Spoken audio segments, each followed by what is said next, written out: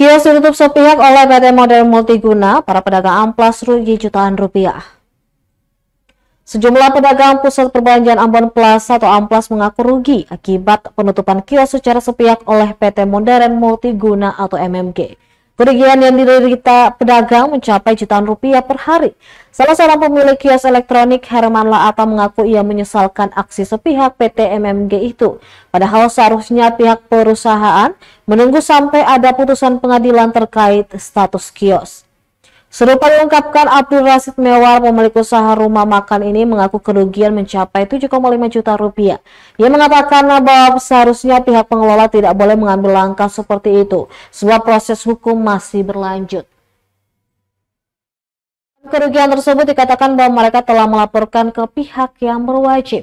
Diberitakan sebelumnya pada Minggu 7 Juli 2024 telah terjadi penggembokan pihak oleh PT Modern Multiguna yang mengaku sebagai mitra pemanfaatan barang milik daerah dalam bentuk kerjasama pemanfaatan atau KSP yang ditujukan pemerintah kota untuk mengelola amplas.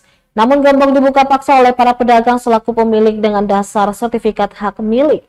Tak hanya itu, mereka juga langsung melaporkan tindakan tersebut ke Polda Maluku.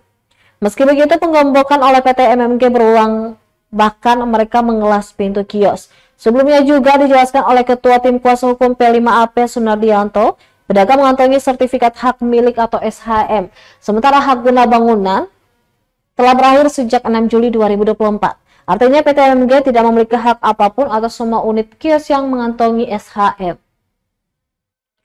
Ditambahkan PT MMG harus mengetahui bahwa hak pengelolaan telah hapus setelah diterbitkannya SHM, sehingga tindakan penggembokan yang mereka lakukan sudah masuk dalam kategori penyerobotan dan mereka akan melaporkan tindakan ini kepada pihak berwajib.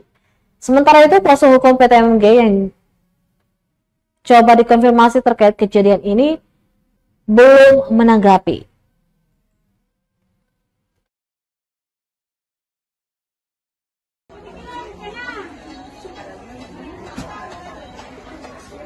Iya, dampaknya beta merasa rugi ya, karena tokonya sing buka dan itu sangat memberatkan karena ketoran juga harus membiayai ketemu punya anak istri, dan itu beta punya kerugian satu toko itu bisa 1.500.000 per hari.